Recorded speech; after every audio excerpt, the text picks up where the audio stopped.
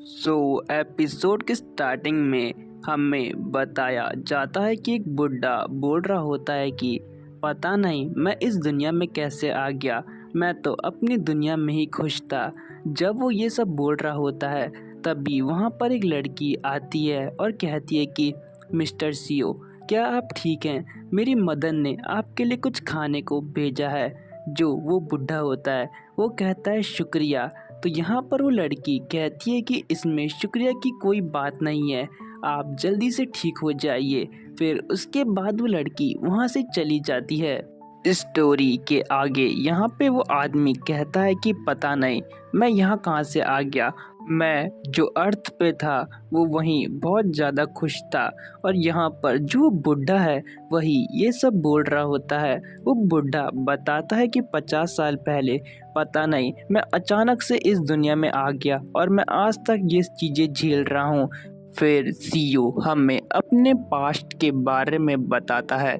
यहाँ पर हम देखते हैं कि सीईओ और जो उसके कॉलीग्स थे वो अचानक से जो कार में जा रहे थे, लेकिन फिर हम देखते हैं कि वहाँ पर एक लैंडस्लाइड हो जाता है, और जब सीईओ की आँख खुलती है तो वो एक अजीब सी दुनिया में था। सीईओ बताता है कि जब उसकी आँख खुली तो उसके सामने एक बड़ा भेड़िया और साथ ही साथ बहुत बड़े बड़े अजीब से जानवर थे, जैसे कि दो सर वाला सांप और ऐसे लोग जो हवा में उड़ सकते थे और उन्हें भगवान की तरह देखा जाता था। स्टोरी में आगे सीओ बताता है कि भले ही ये सब अजीब था, लेकिन बाद में मुझे पता चला कि मैं एक नोवेल के अंदर आ चुका हूँ जिसका नाम जियान जिया था। ये नोवेल मैं रोज पढ़ा करता था और अब हम सब इस नोवेल के अंदर फंस चुके। सीईओ यहाँ पे बताता है कि जो मेरे कोवर्कर्स थे वो बिल्कुल एक अच्छी ज़िंदगी जीने वाले थे, लेकिन सिर्फ उनमें से मैं ही एक था जिसके साथ बहुत बुरी चीज़ें होने वाली थी। यहाँ पर सीईओ बताता है कि जो अपर वर्ल्ड के जो लेजेंड्स थे उन्होंने जो मेरे कोवर्कर्स थे उनका टैलेंट देखा और उन्हें अपने साथ ले गए, और बाद में मुझे पता चला कि वो उनको स्काई में अपने साथ ले जा चुके हैं और पीछे सिर्फ हम दोनों ही बचे। डायरेक्टर किम और मैं सिर्फ दोनों ऐसे पर्सन थे जिनको बिल्कुल यूज़लेस माना गया। हम दोनों ने फिर अपनी नई जर्नी स्टार्ट करी। फिर यहाँ पे डायरेक्टर किम ही मेरे साथ आखिरी तक रहे। स्टोरी में आगे जो सीईओ और डायरेक्टर किम थे वो अपने जो रोज़मर्रा का काम था जैसे कि मजदूरी, उससे अपना घर चलाया करते थे। यहाँ पर डायरेक्टर किम और सीईओ बहुत मेहनत किया करते थे। एक तो पहले ही उनको यहाँ के बारे में कुछ नॉलेज नहीं थी, उल्टा उनके पास कोई टैलेंट भी नहीं था। फिर हमें 6 महीने बाद का सीन दिखाया जाता है। यहाँ पर सीईओ बताता है कि डायरेक्टर किम को एक बुक मिली जिससे कि उन्होंने मार्शल आर्ट सीखा, और वो मार्शल आर्ट में इतने होनहार बन गए कि वो यहाँ से मुझे अकेला छोड़कर जाने की कोशिश करने लगे। यहाँ पर जो डायरेक्टर किम थे वो बहुत पावरफुल हो चुके थे और उन्होंने इसीलिए जियांग जाओ को छोड़ दिया और साथ ही में मुझे भी पीछे छोड़ दिया।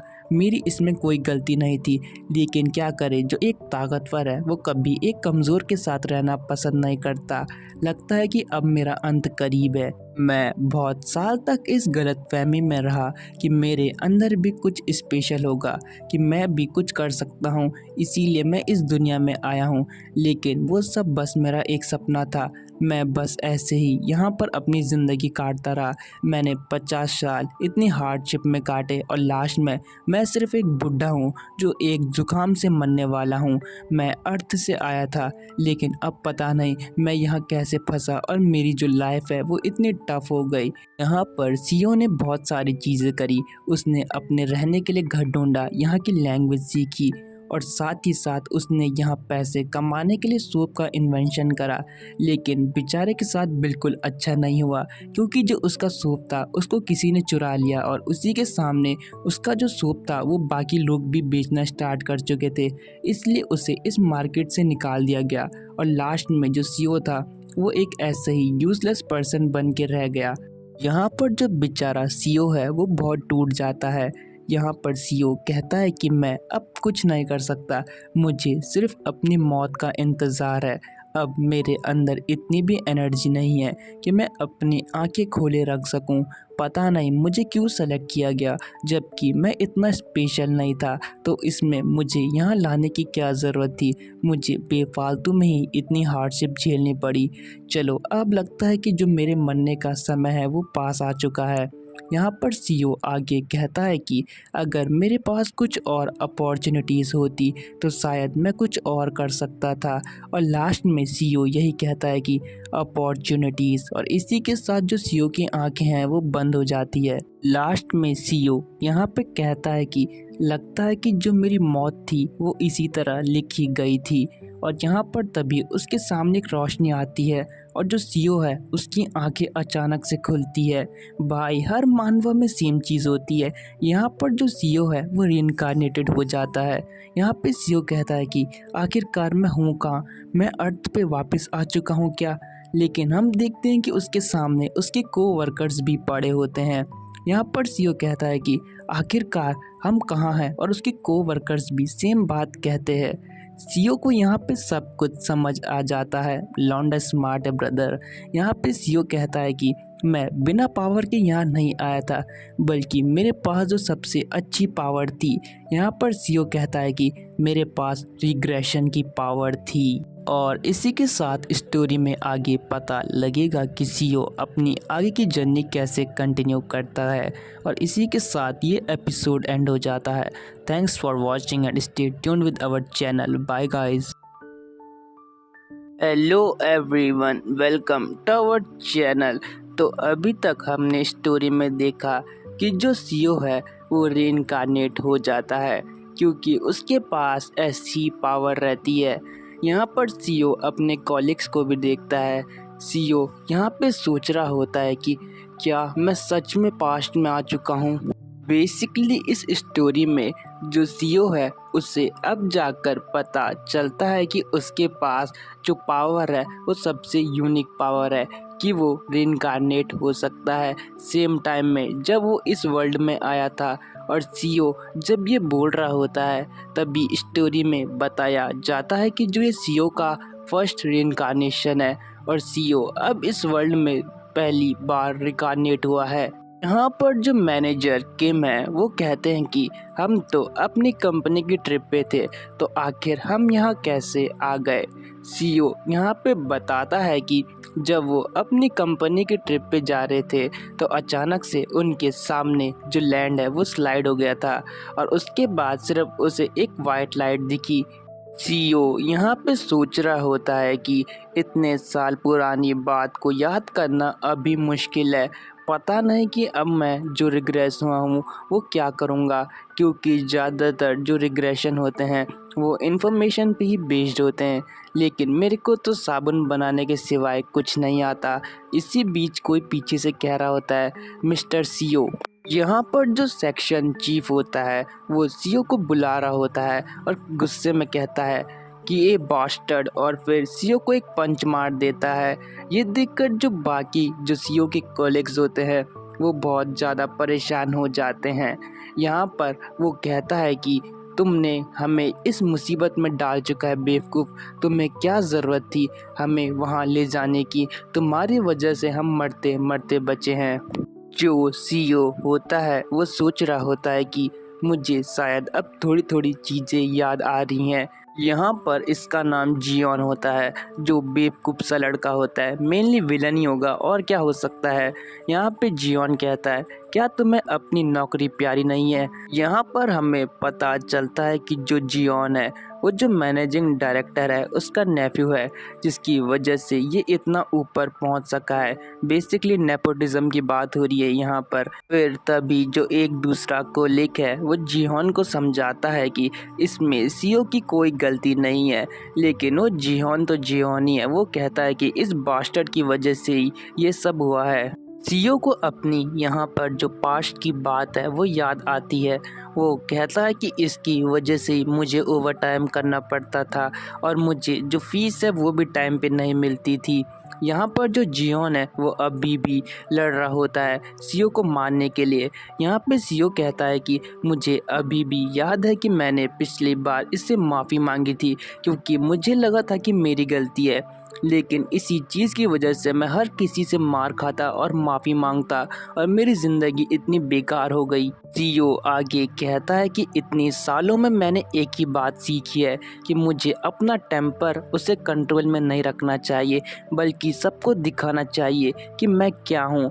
तभी जो सीईओ है वो कहता है कि सेक्शन चीफ जिहोन, तुम एक कुत्ते आदमी हो, क्या तुम्हें ये बात पता नहीं है? और तभी तुम मेरी तरफ सारा इल्ज़ाम लगा रहे हो। यहाँ पे जिहोन होता है, वो कहता है कि सन ऑफ बिच, क्या तुम मुझसे लड़ना चाहते हो? और इसी के साथ वो सीईओ पे एक मुक्का मार देता है और कहता है कि चलो मेरे साथ लड़ाई करो। यहाँ पर सीईओ का भी फुल जोश भरा रहता है। सीईओ यहाँ पर जो सेक्शन चीफ है उसको इतनी खींच के मुक्का मारता है कि जो सीईओ के कोलिग्स है वो भी बिल्कुल शॉक हो जाते हैं कि आखिर इतना सीधा साधा लड़का इतना एग्रेसिव कैसे हो गया अचानक। सीईओ यहाँ पे जिहोन को मारते हुए कहता है कि मैंने पास्ट लाइफ में बहुत मार खाई है, मैं हर किसी से मार खाता था, जबकि मेरी कुछ गलती भी नहीं हो तब भी मुझे मारा जाता था और इसी वजह से मैंने अपने 50 साल बिताए, मेरी इसमें कोई गलती नहीं थी, लेकिन फिर भी मैं पिटता था। और ऐसे ही जो सीईओ है वो अपना गुस्सा बेचारे जियोन पे निकाल रहा होता है। बेचारा भी क्या ही कहें, कुत्ता है साला कुत्ता। सीईओ आगे कहता है कि इस दुनिया में सब कुछ वायलेंस है, अगर तुम्हें अपने आप को पावरफुल बनाना है तो तुम्हें अपनी पावर सबको शो करनी पड़ेगी। और ये सब मार खाने के बाद ये दो ही शब्द बोलेगा, वो मुझे पता है कि ये क्या बोलने वाला है। यहाँ पे सीईओ आगे कहता है कि भले ही मेरे पास कोई टैलेंट नहीं है, ना कोई अच्छी पावर है, लेकिन मेरे पास जो सबसे इम्पॉर्टेंट चीज़ है कि वो है कि जो मैं अपना फेट है उसे चेंज कर सकता हूँ, और यही चीज़ मेरे लिए सबसे ज़्यादा ज़रूरी है इस वक्त। और इसी सीन के साथ ये एपिसोड एंड हो जाता है।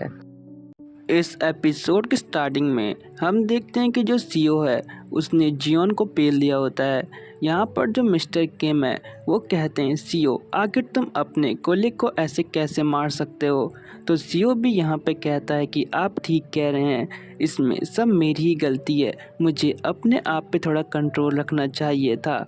यहाँ पे सीईओ सोच रहा होता है कि मुझे अभी इन सबको अपने अगेंस्ट नहीं करना, क्योंकि पहले ही मैं बहुत बुरी सिचुएशन में फंसा हूँ। डायरेक्टर किम सीईओ से कहते हैं कि भले ही जियोन की बातें थोड़ी हार्श थी, लेकिन तुम्हें इतना ज़्यादा ओवर रिएक्ट नहीं करना चाहिए था, इसलिए तुम्हें माफ़ी मांगनी चाहिए। तो यहाँ पे सीईओ भी कहता है कि ठीक है मिस्टर किम। सीईओ सोच रहा होता है कि जो मिस्टर किम है वो बहुत बड़े मार्शल आर्टिस्ट बनेंगे आगे जाकर, इसलिए अभी मुझे उनकी गुड बुक्स में रहना होगा। यहाँ पे सीईओ फिर बोलता है कि चलो मुझे माफ़ी मांग ही लेनी चाहिए। वो जिहोन के पास जाके बोलता है कि जिहोन मुझे माफ़ कर दो। यहाँ पे जो जिहोन है वो बहुत गुस्से में जो सीईओ है उसे देख रहा होता है, लेकिन बाद में जो जिहोन है वो आखिरकार जो सीईओ है उसे माफ़ कर ही देता है। इसके बाद हमारा सीन यहाँ पे मिस्टर किम की ओर शिफ्ट होता है। मिस्टर किम कहते हैं कि आखिर हम कैसी दुनिया में हैं, यहाँ आसपास कोई विलेज तो होना ही चाहिए। यहाँ पर सीईओ सोच रहा होता है कि मिस्टर किम आप बिल्कुल लॉजिकल बात कर रहे हो, लेकिन ये जो दुनिया है इसमें लॉजिक बिल्कुल काम नहीं कर सकता, क्योंकि यहाँ ऐसे लोग हैं जो हवा में उड़ सकते हैं, उनके पास बहुत ख़तरनाक पावर है कि वो हमें एक ही बार में डिस्ट्रॉय कर सकते हैं। साथ ही यहाँ कोई भी कभी भी किसी को भी आसानी से निपटा सकता है, तो यहाँ कॉमन सेंस की बात तो बहुत दूर की बात रह गई है। साथ ही सीईओ कहता है कि इस फॉरेस्ट का नाम असेंशन पाथ है और इसके आसपास कोई भी विलेज नहीं है। सीईओ फिर यहाँ पे मिस्टर किम से कहता है कि मिस्टर किम वैसे भी रात होने वाली है, तो हमें कुछ शेल्टर का इंतज़ाम कर ही लेना चाहिए। तो यहाँ पर मिस्टर किम कहते हैं कि हाँ सीईओ तुम सही कह रहे हो, हमने कार में अपने साथ बहुत सारा खाना भी लाया था। सीईओ कहता है मन में कि अरे यार उस चीज़ का मिलना तो अब बहुत मुश्किल है, अब मैं इन्हें कैसे समझाऊं, इन्हें समझाने में टाइम वेस्ट करने से अच्छा हम कार को ही ढूंढ लेते हैं। सीईओ उनसे कहता है कि चलो हम आपस में बढ़ जाते हैं और फिर कार को ढूंढते हैं।